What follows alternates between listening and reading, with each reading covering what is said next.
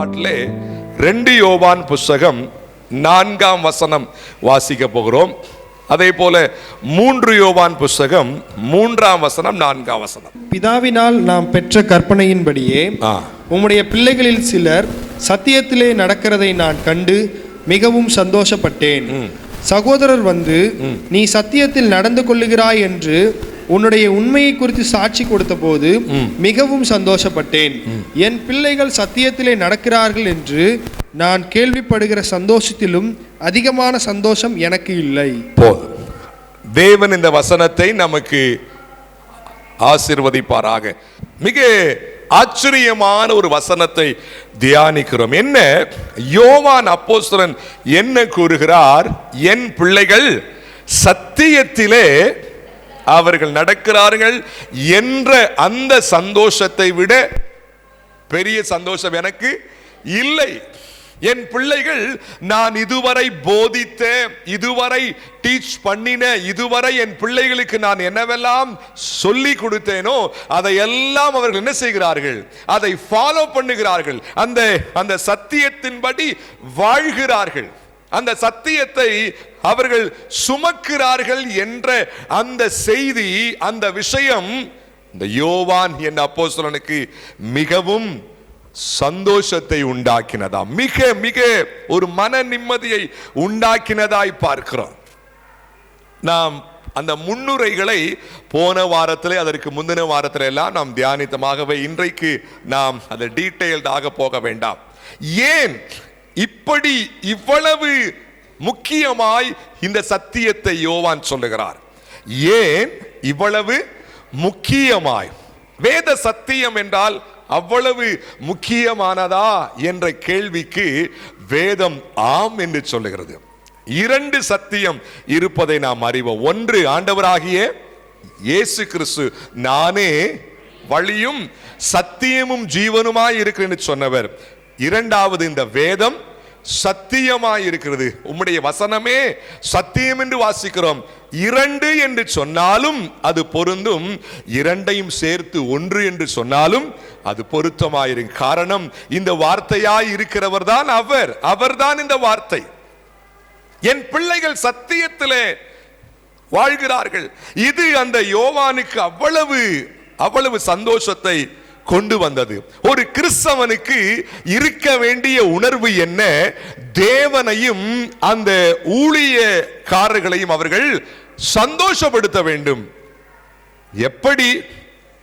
சத்தியத்தின்படி வாழ்ந்து, சத்தியத்தை ஃபாலோ பண்ணி, ஆண்டவர் ஊழியக்காரன் மூலமாய் அவர் என்ன பேசுகிறாரோ, என்ன போதித்தாரோ அந்த விஷயங்களை உளப்பூர்வமாய் அதை ஏற்றுக்கொண்டு அதை ஃபாலோ பண்ணும் பொழுது முதலாவது ஆண்டவருக்கு அது மிகவும் சந்தோஷமாயிருக்கிறது. 2வது, சிறிய மெய்ப்பனாய் ஊழியக்காரர்களாய் இருக்கிறவர்களுக்கு அது சந்தோஷம். ஒன்றும் இல்லை, ஒரு குடும்பத்தில் பிள்ளைகளுக்கு பெற்றோர் அம்மாவோ அப்பாவோ சில விஷயங்களை டீச் பண்ணும் பொழுது அந்த விஷயங்களை கேட்டு அதன்படி அந்த பிள்ளைகள் அவர்கள் வாழும் பொழுது கட்டாயம் அந்த பெற்றோருக்கு மிக சந்தோஷமா இருக்குமா இல்லையா? நிச்சயமாய். என் பிள்ளை நான் என்ன சொன்னேனோ அதை அப்படியே ஃபாலோ பண்றாப்பா, என் பிள்ளை என் வார்த்தைக்கு கீழ்ப்படியான சொல்லி பெற்றோருக்கு எப்படி சந்தோஷம் உண்டாகிறதோ அதே போல ஆவிக்குரிய உலகிலே, ஆன்மீக உலகிலே ஆண்டவர் போதிக்கிற இந்த சத்தியத்திற்கு கீழ்ப்படியும் பொழுது, அதை ஃபாலோ பண்ணும் பொழுது, அதை முக்கியமாய் சிந்திக்கும் பொழுது முதலாவது ஆண்டவருக்கும் அடுத்ததாக ஊழியக்காரர்களுக்கும் போதகர்களுக்கும் சந்தோஷம். இப்படிப்பட்ட சந்தோஷத்தை உண்டாக்குகிறவர்களாக தேவ பிள்ளைகள் காணப்பட வேண்டும். ஏன் சத்தியத்தை இவ்வளவு முக்கியப்படுத்துகிறார்? கிட்டத்தட்ட 4 விஷயங்களை நாம் போன 2 வாரங்களிலே நாம் தியானித்து விட்டோம். ஒன்று, அந்த சத்தியத்தால் பாவம் நிவர்த்தியாகும், பாவம் மன்னிப்பு, பாவம் நீங்குதல், பாவ அந்த கரை சத்தியத்தால் நீங்கும். ஆண்டவருக்குள்ளே வந்த பிற்பாடும் சில நேரங்களிலே வார்த்தையிலே, சிந்தையிலே, பேச்சிலே ஆண்டவருடைய உள்ளத்தை நாம் துக்கப்படுத்துகிற விதமாய் அந்த பாவ கரை, அந்த பாவங்கள் அது நம்மை விட்டு நீங்க வேண்டும் என்று சொன்னால் சத்தியத்திற்கு கீழ்ப்படியும் பொழுது அது நடக்கிறது. சத்தியத்தினால் பாவம் என்ன செய்யுமா? நிவர்த்தியாகும் என்று பார்க்கிறோம். வேத சத்தியத்தை உட்கொள்ள உட்கொள்ள உள்வாங்க அந்த சத்தியம் உள்ளே சென்று சுத்திகரிக்கின்ற வேலையை செய்கிறது. நான் உமக்கு விரோதமாய் பாவம் செய்யாதபடிக்கு உமது வாக்கை வைத்து வைத்தேன். வாலிபன் தன் வழியை எதினால் சுத்தம் பண்ணுவான்? உமது வசனத்தின்படி தன்னை காத்துக் கொள்கிறான் தானே. வேத வசனத்தினாலே பாவங்கள் நிவர்த்தியாகிறது. வேத வசனத்தினாலே நாம் தூய்மை அடைகிறோம். வேத வசனத்தினாலே சிந்தைகள் சீர்படுகிறது. நாம் அதை உணர்ந்து கொள்ள வேண்டும். ஆகவேதான் சத்தியத்தை பின்பற்றுங்கள் பின்பற்றுங்கள் என்று சொல்லி தேவன் பேசிக்கொண்டே இருக்கிறார். வேத சத்தியம் என்பது அவ்வளவு விஷயங்களை உள்ளடக்கியது. அடுத்து இரண்டாவது, இந்த சத்தியம் இருக்கிற இடத்துல அநியாயம் இருக்க வாய்ப்பில்லை. எப்படிங்க சொல்லுங்க சத்தமா? அநியாயம் இருக்க வாய்ப்பில்லை. அதெல்லாம் நம்ம டீடைல்டா போன வாரம் சிந்திச்சோம். எங்கே சத்தியம் இருக்கிறதோ அங்கே நியாயமான வாழ்க்கை இருக்கும். என்னங்க? அங்கே நியாயமான, அநியாய பேச்சு வராது, அநியாய சிந்தனை வராது. அங்கே நியாயமான உணர்வு இருக்கும். எங்கே சத்தியம் இருக்கிற இடத்துல. எங்க குடும்பத்துல எங்க வீட்டுக்காரு, என் மனைவி, என் பிள்ளை, எங்க சொந்தக்காரங்க அநியாயமா இருக்காங்கப்பா, அவங்க பேச்செல்லாம் அநியாய பேச்சா இருக்கு, அநீதியான பேச்சா இருக்கு. ஏன்? சத்தியம் இல்லாதனால. அந்த சத்தியத்திற்கு உரிய இடம் உள்ளத்தில் இல்லாதபடினாலே வாழ்க்கை அநியாயமான பாதையிலே போகிறது. ஒருவேளை உங்களுடைய குடும்பத்திலே, உங்களுடைய சொந்த பந்தங்கள், உங்களுடைய வீட்டார், உங்களுடைய புருஷன், உங்களுடைய மனைவி, உங்களுடைய பிள்ளைகள் வாழ்க்கை அநியாயமாய் தேவ வார்த்தைக்கு விரோதமான ஒரு வாழ்க்கையாய் இருந்தால் இப்படி வந்துருங்க, இந்த பாதைக்கு வாங்க, ஐயோ இப்படி செய்யுங்க செய்யுங்கன்னா என்ன செய்யாதீங்க, சொல்ல வேண்டாம். ஒரு ஆறுதலுக்கு சொல்லுங்க, முழங்கால் போட்டு ஜெபிங்க. ஆண்டவரே சத்தியம் உள்ளே என்ன செய்யட்டும்? பிரவேசிக்கட்டும். அவர்களுக்கு சத்திய வாஞ்சையை தாரும் என்று ஜெபிங்க. அந்த சத்தியம் உள்ளே சென்று இருக்கிற அநியாயங்களை நியாயமான வாழ்க்கை முறையாய் மாற்றிவிடும். ஆமென், ஹல்லேலூயா. தென் அடுத்து என்ன பார்த்தோம்? என்னது?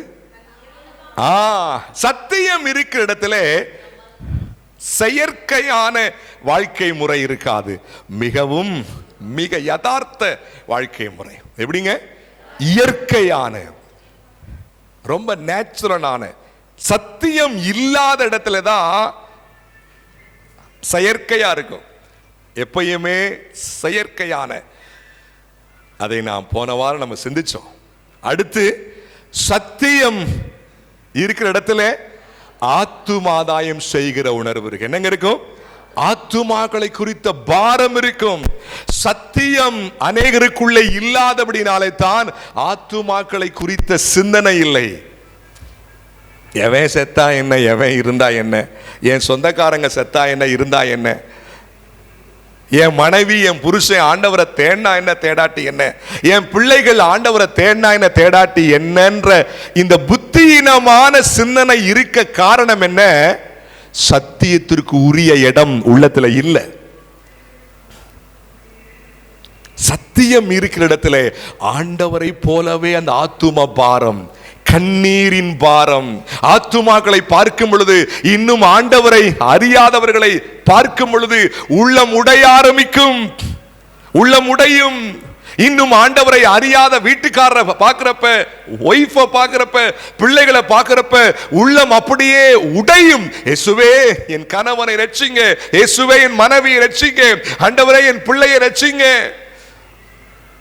இப்படியெல்லாம் இந்த பாரம் இல்லாததற்கு காரணம் என்ன? சத்தியம் இல்லாதனால. சத்தியம் இருந்தால் நிச்சயமாய் அந்த பார உணர்வு ஊற்றாய் பெருக்கெடுக்க ஆரம்பித்து விடும்.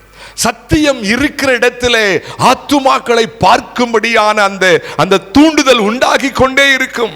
போய் சந்தி, ஊழியத்திற்கு செல், ஊழியத்திற்கு போய் அந்த குடும்பத்தை பார், உன் நண்பனை பார், உன் சிநேகிதர்களை பார், ஆண்டவரை பற்றி அறிவி, ஆலயத்துக்கு கூட்டிக் கொண்டு வா என்ற அந்த தூண்டுதல் ஆவியானவர் அந்த சத்தியத்தின் மூலமாய் உண்டாக்கி கொண்டே இருப்பார். சத்தியத்திற்கு உரிய இடம் அநேகருக்கு இல்லாதனாலே தூண்டுதலை கேட்கக்கூடிய காதும் இல்லை.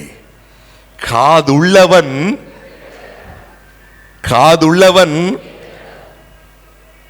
சும்மா சொல்லல, ஆவிக்குரிய காது, ஆவிக்குரிய செவி, ஆவிக்குரிய விஷயத்திலே சத்தியம் உள்ளே இருந்தால்தான் இந்த செவி, இதல்ல இருதய காது, இருதய செவி ஆக்டிவா இருக்கும்.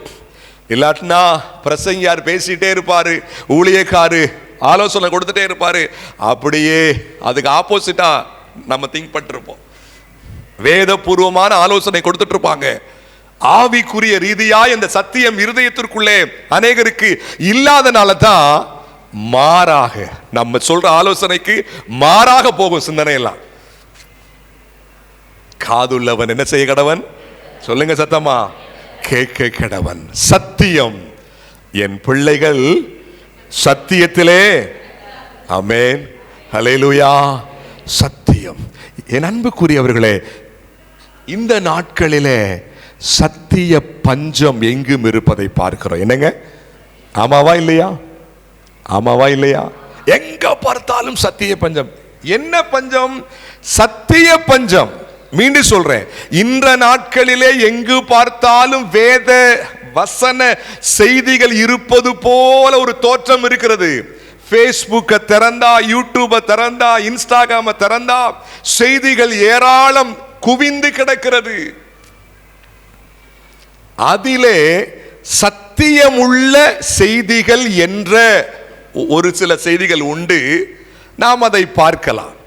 சத்தியமற்ற வெறுமனே பூசி மெழுகுகிற செய்திகளும் உண்டு என்பதை நாம் அறிந்திருக்கிறோம். எங்கும் வேத வசனம் இருப்பது போல தோற்றம், ஆனால் உண்மையாகவே ஆவிக்குரிய வாழ்க்கையை ஊன்ற கட்டுகிற சத்தியம் குறைவா இருக்கிறது. ஆவிக்குரிய வாழ்க்கையை ஊன்ற கட்டுகிற, கிறிஸ்துவுக்குள்ளே ஆழமாய் வேரூன்ற செய்கிற காரணம் சத்தியம் பாவங்களை தூரமாக்கிறோம். இன்னைக்கு நீங்க பார்த்திருப்பீங்க, நீ என்ன வேணாலும் பண்ணிக்க, நீ என்ன வேணாலும், நீ எப்படி வேணாலும் இரு, என்ன வேணாலும் செஞ்சுக்க, பாவத்தில் விழுகிறையா விழுந்துக்க, அதெல்லாம் பிரச்சனை இல்லை. உனக்காக ஆண்டவர் ஏற்கனவே எல்லாத்தையும் பாவ மன்னிப்பு ஆட்டோமேட்டிக்கா அது என்ன செஞ்சப்பட்டுரும், அது மன்னிக்கப்பட்டுரும். ஆலயத்துக்கு மட்டும் வந்துரு, காணிக்க மட்டும் கொடுத்துரு, உன் வாழ்க்கையை பத்தி நான் கேட்க மாட்டேன். பல பாஸ்டர்ஸ் இப்படித்தான் இருக்கிறாங்க. நான் எந்த பாஸ்டர்ஸையும் குறை சொல்லுவதற்காக நான் சொல்லவில்லை, உண்மை அதுதான். ஆடுகள் மேல் அக்கறையுள்ள மெய்ப்பன் சத்தியத்தை அழுத்தமாய் கூறுவான். வேதத்திலே பிரதான அப்போஸ்தலனை போல இருந்த பவுல் அவர் சொல்லுகிறார், சத்தியத்தை உங்களுக்கு சொன்னதினாலே நான் சத்துருவாய் மாறினேனோ. என்ன அர்த்தம்? சில இடங்களை பிடிக்குதோ பிடிக்கலையோ, அந்த சத்தியம் பேசப்படுகிறது. ஆடுகள் மேல் அக்கறையுள்ள மெய்ப்பன் சத்தியத்தை சத்தியமாய் பேசுவார்கள். என் அன்புக்குரியவர்களே, நாம் ஒரு சிறிய சபைதான், ஒரு சிறிய சபை. ஆனால் கர்த்தர் இந்த சிறிய திருச்சபை மூலமாய் அவர் சத்தியத்தை பேசிக் கொண்டிருக்கிறார். ஆமென், அல்லேலூயா. ஆண்டவருடைய நாமத்துக்கு மகிமை உண்டாவதாக.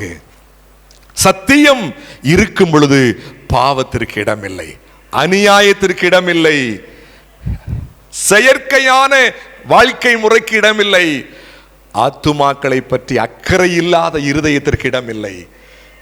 சத்தியம் இருக்கிற இடத்திலே அங்கே தூய்மை, அங்கே பரிசுத்தம்.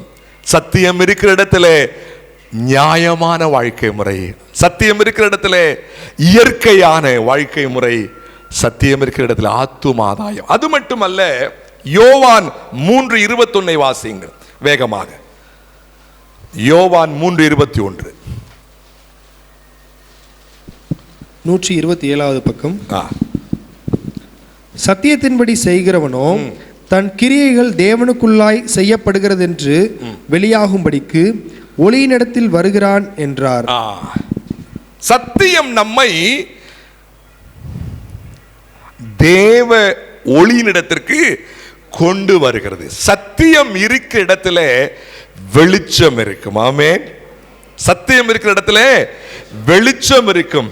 சத்தியத்திற்கு எந்த மனிதன், எந்த விசுவாசி, எந்த தேவ பிள்ளை இடம் கொடுக்கிறானோ அவர்கள் ஒளியினிடத்திற்கு, வெளிச்சத்தினிடத்திற்கு வருகிறார்கள். என்ன அர்த்தம்?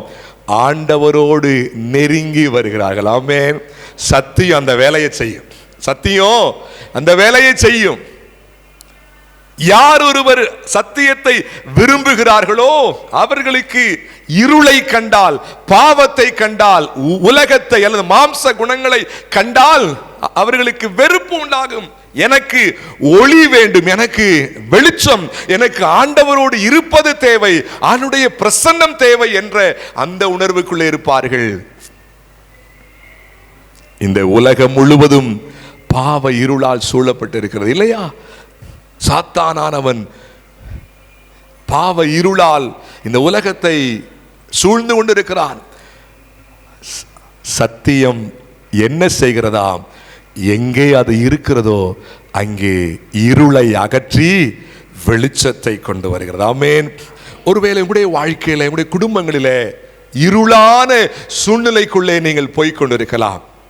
வெளியே பார்ப்பதற்கு மிகவும் சிரித்த முகமாய், ஒரு சந்தோஷமான முகமாய் ஒருவேளை இருந்து கொண்டு உள்ளே இருள், பாவ இருள், பிரச்சனை என்ற இருள், போராட்டம் என்ற அந்த இருளிலே சோர்ந்து போய் வந்திருக்கலாம். ஆண்டவர் இன்றைக்கு உங்களோடு அவர் பேசுகிறார். என்ன? என் மகனே, உன் வாழ்க்கையிலே சத்தியத்திற்கு இடம் கொடுக்க ஆரம்பி. நீ விரும்பாத இருள் உன்னை விட்டு நீங்க ஆரம்பித்து விடும். ஆமென். அல்லேலூயா. சத்தியம் இருக்கிற இடத்துல இருளுக்கு வேலை இல்லை. சத்தியம் இருக்கிற இடத்துல ஒளியை குறித்த வாஞ்சை, ஒளியை குறித்த அந்த தாகம் உண்டாகும். ஆண்டவர் நம்மோடு கூட பேசுவாராக. அது மட்டுமல்ல, யோவான் சுவிசேஷம் 8ஆம் அதிகாரம், யோவான் 8:32. யோவான் 8:32. சத்தியத்தையும் அறிவீர்கள், சத்தியம் உங்களை விடுதலையாக்கும் என்றார். அவர்கள் அவருக்கு பிரதியுத்தரமாக, மீண்டும் வாசிங்க. சத்தியத்தையும் அறிவீர்கள், சத்தியம் உங்களை விடுதலையாக்கும் என்றார். மிக ஆச்சரியமான ஒரு வேத வசனம், நாம் எல்லாரும் அறிந்த வசனம். என்ன? சத்தியத்தை அறிய அறிய விடுதலைகள் சாத்தியமாகிறது. ஆமென். என்ன அர்த்தம்? சத்தியத்திற்குள்ளதான் விடுதலை இருக்குது. எங்க இருக்குது சொல்லுங்க? விடுதலை, பாவ விடுதலை, பாவ ஆளுகையில் இருந்து விடுதலை, இறுகி போன கட்டுக்கள் எல்லாம் சத்தியம் உள்ளே வர வர அந்த கட்டுக்கள் உடைத்தெறியப்படுகிறது. ஆமென். அந்த கட்டுக்கள் அருந்து போகிறது. பல வருடமாக, பல ஆண்டுகளாக அநேகர் பாவ சூழ்ச்சிகளுக்குள்ளே மூழ்கி கிடக்க காரணம் என்ன? பாவம் இறுக்கி இருக்க காரணம் என்ன? சத்தியத்தை விரும்பாதபடினாலே. காரணம், சத்தியம் உள்ள இருந்தா பாவ விடுதலை நிச்சயம் சாத்தியம். ஆனா இன்னைக்கும் 20 வருஷம் ஆச்சு, 30 வருஷம் ஆச்சு, ஐயோ இந்த பாவத்தை விட முடியல, ஐயோ இந்த பாவத்தை விட முடியல, ஐயோ இந்த பாவத்தை. சாகிற வரைக்கும் அப்படியே இருக்க போறோமா? பாவத்தை விட முடியல. பாவத்தை விட்டு வெளியே வந்து தேவனுக்குள்ளே நீதிக்கென்று பிழைக்கக்கூடிய ஒரு வாழ்க்கைக்குள்ளே வர வேண்டுமே. என்றைக்கு வருவது? ஆமாங்க, என்னால முடியல. நீங்க ஒண்ணு செய்ய வேணாம், சத்தியத்தை ஃபாலோ பண்ணுங்க. ஆண்டவர் பேசுகிற வார்த்தைக்கு கீழ்ப்படிங்க. ஆண்டுடைய வார்த்தை உங்களுடைய வாழ்க்கைக்குள்ளே உள்ளே ஆழமாய் பதிய வையுங்கள். தியானத்திற்குள்ளே வாருங்கள், வேத சிந்தையாயிருங்கள். வேதம் என்ற அந்த சத்தியம் உங்களை பாவத்திலிருந்து விடுவிக்கும், பாவத்திலிருந்து விடுவிக்கும். வேத வசனங்களை வாசித்து வாசித்து அந்த சிந்தையை, அந்த வேத சிந்தையை உங்களுடைய உள்ளத்தை அழுத்தமாய் அதை வைக்க பாருங்கள். அழுத்தமாய் நீங்கள் அழுத்தமாய் இந்த சிந்தையை வைக்கத்தான் அதுதான் வேத தியானமாய் மாறுகிறது. அதுதான் வேத, சொல்லுங்க சத்தமா, வேதத்தை வாசிக்கிறப்ப பேருக்கு வாசிக்காதீங்க. எப்படி பேருக்கு என்ன செய்யக்கூடாது? ஆவியின் சிந்தையோ ஜீவனும், சத்தமா, ஆவியின் சிந்தை எது? வேத சிந்தை. அதுதான் ஆவியின் சிந்தை. ஆவியானவர் இந்த வேதாகமத்தின் மூலமாகத்தான் அவர் பேசுகிறார். எல்லா வார்த்தையும் இந்த வேத சிந்தை அல்லது ஆவியின் சிந்தை இருக்கிற இடத்துல ஜீவன், சமாதானம். ஆகையால் தான் ஆண்டவர் இயேசு கிறிஸ்து சொன்னார், சத்தியத்தை அறிய அறிய விடுதலைகள் சாத்தியமாகிறது.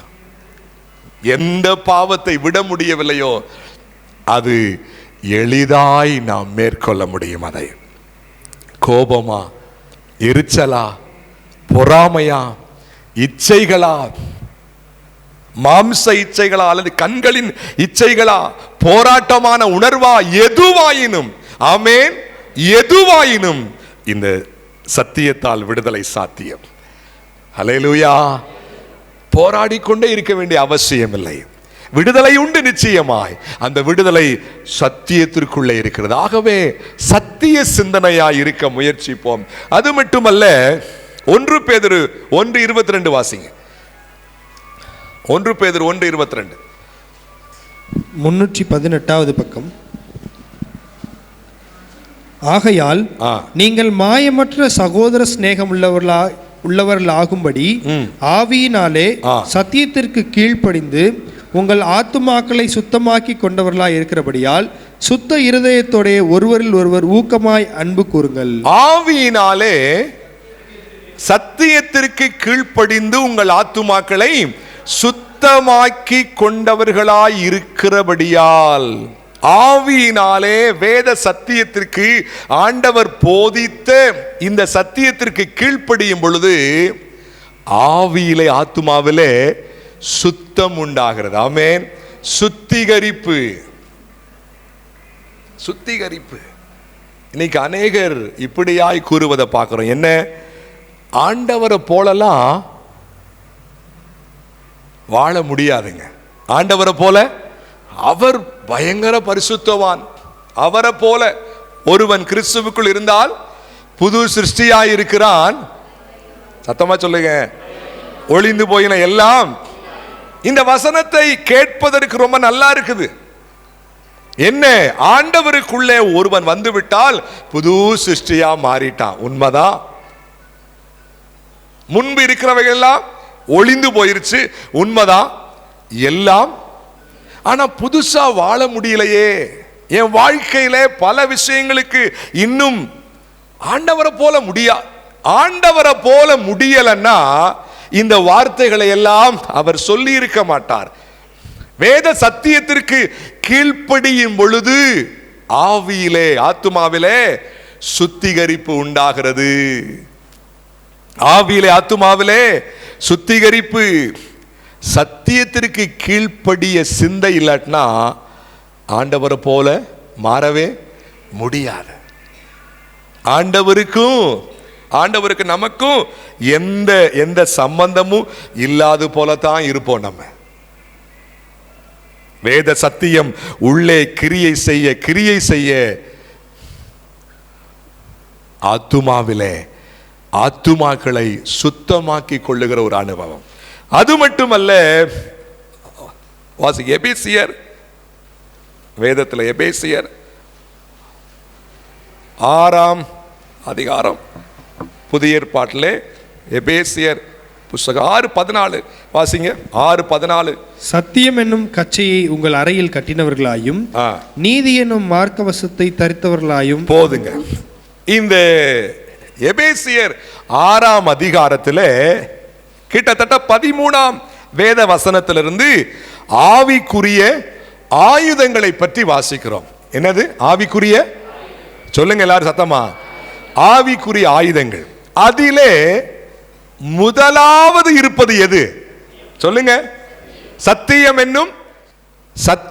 என்னும் கச்சை என்றால் நாம் புரிந்து கொள்கிற விதத்தில் பெல்ட், அதாவது ஆடைகளை எல்லாவற்றையும் ஒன்று சேர்த்து இருக்குகிற அந்த பெல்ட் அடையாளம்.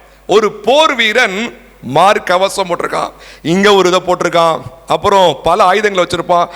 எல்லா ஆயுதங்களையும் அல்லது எல்லா உடுப்புகளையும் ஒரு சேர இணைத்து கட்டி நிற்க வைக்கிற ஒன்றுதான் இந்த கச்சை. அந்த கச்சையை சத்தியத்திற்கு ஒப்பிட்டு பேசுறார். ஆச்சரியமா இருக்கு இல்லையா? ஆயுதங்களை நீங்க என்ன பண்ணிக்கங்க, உடுத்திக்கங்கன்னு சொல்றாரு, போட்டுக்கங்கன்னு சொல்றாரு. அந்த ஆயுதங்களில் முதலாவது வருவது சத்தியம் என்னும் கச்சை. சத்தியம் தான் என்ன செய்தா ஆவிக்குரிய வாழ்க்கையில இருக்கிற அனைத்து விஷயங்களையும் ஒருமுகப்படுத்துது, ஒன்று சேர்க்குது. சத்தியத்தில் யார் வீக்கா இருக்கிறாங்களோ அவங்களுக்குள்ளே பல ஓட்டைகள் இருக்கும், பல வீழ்ச்சிகள். சத்தியத்தை சரியாய் ஃபாலோ பண்ணுகிற ஒரு மனுஷனுக்குள்ளே இருக்கிற ஓட்டையெல்லாம் கொஞ்சம் கொஞ்சம் அடைஞ்சிட்டு வரும், எல்லாமே சீராக ஆரம்பிக்கும். சத்தியம் தான் பேசிக். என்னங்க சொல்லுங்க சத்தமா. சத்தியம்தான் பேசிக். சத்தியம் என்னும் கச்சையை உங்கள் அறையில் கட்டினவர்களாய். என் அன்புக்குரியவர்களே, சத்தியத்திற்குள்ளே என்ன இருக்கிறது? எல்லா விஷயங்களையும், ஆவிக்குரிய விஷயங்கள் எல்லாவற்றையும் ஒன்று சேர்ந்து நிற்க வைக்கிற ஒரு வல்லமை இருக்கிறது. ஒரு சேர கட்டி உறுதியாய் நிற்க வைக்கிற வல்லமை. அந்த சத்தியத்தை ஆதி சபையார் முறையா ஃபாலோ பண்ணாங்க. அந்த சத்தியத்தை ஆதி சபையார் முறையா அதை பார்த்து யோவான் அப்போஸ்தலனுக்கு உள்ளத்தில் அவ்வளவு சந்தோஷம். என் அன்புக்குரியவர்களே, ஆண்டவர் நம்மோடு கூட பேசுவாராக. இந்த 3 யோவானிலே அதை பாருங்கள். 3 யோவான் எடுங்க. 3 யோவான் புஸ்தகத்திலே காயு என்ற ஒரு மனிதனுக்குத்தான் அந்த நிருபத்தை அவர் எழுதுகிறார். காயு என்ற மனிதனுக்கு. அதே போல 2 யோவானிலே ஒரு அருமையான ஒரு அம்மாவுக்கு, ஒரு மூத்த ஒரு சகோதரிக்கு அந்த நிருபத்தை அவர் எழுதுகிறார். அதிலே அந்த 3:4 வாசிங்க. பிதாவினால் அங்கே சகோதரர் வந்து நீ சத்தியத்தில் நடந்து கொள்ளுகிறாய் என்று உன் உண்மையை போதுங்க. காயு என்ற அந்த மனிதன், அந்த விசுவாசி, அவர் சத்தியத்திலே, சொல்லுங்க எல்லாரும், சத்தியத்திலே இருக்கிறார். அந்த காயு சத்தியத்தின்படி வாழ்கிறார் என்று சொல்லி சிலர் வந்து சொல்றாங்க. சிலர் வந்து என்ன செய்றாங்க? சொல்றாங்க. அதை பார்த்து யோவானுக்கு ஆச்சரியம். பரவாயில்ல, இந்த காயு அவர் என்ன செய்றாரு? சத்தியத்தை பின்பற்றாரு அப்படின்னு சொல்லி சந்தோஷப்படுகிறார். காயு எந்த விதத்திலே அவர் சத்தியத்தை பின்பற்றினார்? காயு எந்த விதத்திலே அவர் சத்தியத்தை நடந்தார்? அதை மட்டும் வேகமாய் பார்த்து முடிக்க போறோம். 3:5 வாசிங்கள். 3:5. பிரியமானவனே, 3:5 சகோதரர் வந்து நீ சத்தியத்தில் நடந்து கொள்ளுகிறாய் என்று உன்னுடைய உண்மையை குறித்து சாட்சி கொடுத்த போது மிகவும் சந்தோஷப்பட்டேன். பிரியமானவனே, நீ சகோதரருக்கும் அந்நியருக்கும் செய்கிற யாவற்றையும் உண்மையாய் செய்கிறாய். போதுங்க. இந்த 2 வசனத்திலே ஆச்சரியமான உண்மைகளை பார்க்கிறோம். என்ன? காயு என்பவர் சத்தியத்திலே அவர் நடக்கிறார் என்ற விஷயத்திற்கு சில விஷயங்களை ஆதாரமாய் அங்கே பேசுகிறார். என்ன? உன்னுடைய உண்மையை குறித்து என்ன செய்தார்கள்? சாட்சி சொன்னார்களாம். அப்புறம் பிரியமானவனே, நீ சகோதரருக்கும் அந்நியருக்கும் செய்கிற யாவற்றையும். என்ன உள்ள இருக்குது அர்த்தம்? இந்த ஒன்றாவது பாயிண்ட மட்டும் நம்ம பார்த்து முடிக்க போறோம். என்ன? காயு என்பவர் பிறரோடு ஐக்கியமாயிருப்பதிலே, பிறரோடு நன்றாய் பழகுவதிலே, பிறரோடு பேசுவதிலே உண்மையாய் அவர் என்ன செய்து கொண்டார்? அவர் நடந்து கொண்டார். போலி சிநேகத்தோடு அல்ல, போலித்தனமான ஐக்கியத்தோடு அவர் பழகாமல் உண்மை உணர்வோடு, பிறரை மதிக்கிற, பிறரை ஹானர் பண்ணுகிற உணர்வோடு அவர் பிஹேவ் பண்ணதாய் பார்க்கிறோம். மீண்டும் வாசிங்க அந்த 3:5. சகோதரர் வந்து நீ சத்தியத்தில் நடந்து கொள்ளுகிறாய் என்று உன்னுடைய உண்மையை குறித்து சாட்சி கொடுத்த போது மிகவும் சந்தோஷப்பட்டேன். பிரியமானவனே, நீ சகோதரருக்கும் அந்நியருக்கும் செய்கிற யாவற்றையும், நீ சகோதரருக்கும் அந்நியர்களுக்கும் செய்கிற யாவற்றையும் அந்த காயு என்ன செய்தாராம்?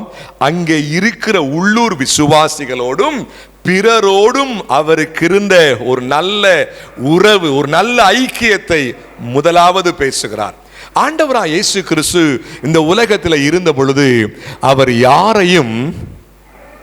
யாரையும் மட்டகரமாய் அவமதித்து பேசவே கிடையாது. அவர் பேசவே, எல்லாரையும் அவர் என்ன செய்தார்? நேசித்தார். எல்லார் மேலும் பாரம் கொண்டிருந்தார் என்று வாசிக்கிறோம். அப்படித்தான் வேத வசனம் போதிக்கிறது.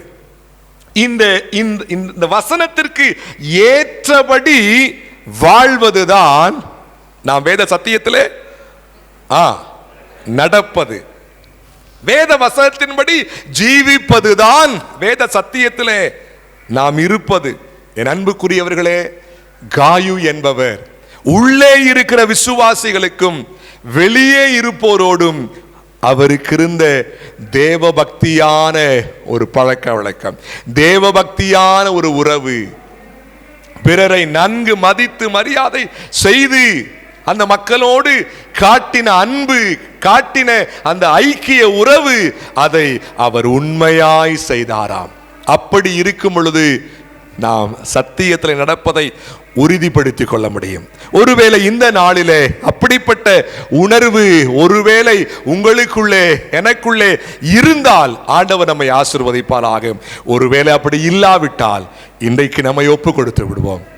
உடன் விசுவாசிகளை, வெளியே இருப்போரை மற்றும் சொந்த குடும்பத்தாரை சரியாய் மதிக்காமல் அவர்களோடு ஐக்கியத்தை ஆண்டவர் பேசுகிறபடி பேணி காக்காமல்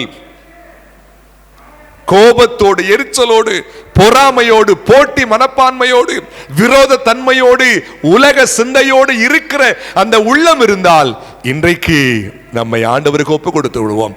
காரணம், அப்படி வாழ்வது வேத சத்தியத்திலே வாழ்வதல்ல. வேத சத்தியத்திலே இருப்பதற்கான அர்த்தம் என்ன? பிறரோடு அன்பாய் பழகுவது, பிறரோடு உண்மையாய் பழகுவது, பிறரை மன்னிப்பது, பிறருடைய பாவத்தை பெரிதா எண்ணாமல் அவளை மன்னித்து அன்போடு இணைத்துக் கொள்வது. அதை அந்த காயு தெளிவாய் செய்தார். உள்ளே இருக்கிறவர்களோடும் வெளியே இருக்கிறவர்களோடும் குடும்பத்தாரோடும் ஆண்டவர் நம்மோடு கூட பேசுவாராக. மீதியுள்ள காரியங்களை அடுத்த வாரம் நாம் சிந்தித்து முடிக்க போகிறோம். ஆண்டவர் நம்மோடு கூட பேசுவாராக. நாம் எல்லாரும் தெய்வ சமூகத்திலே முழங்கால்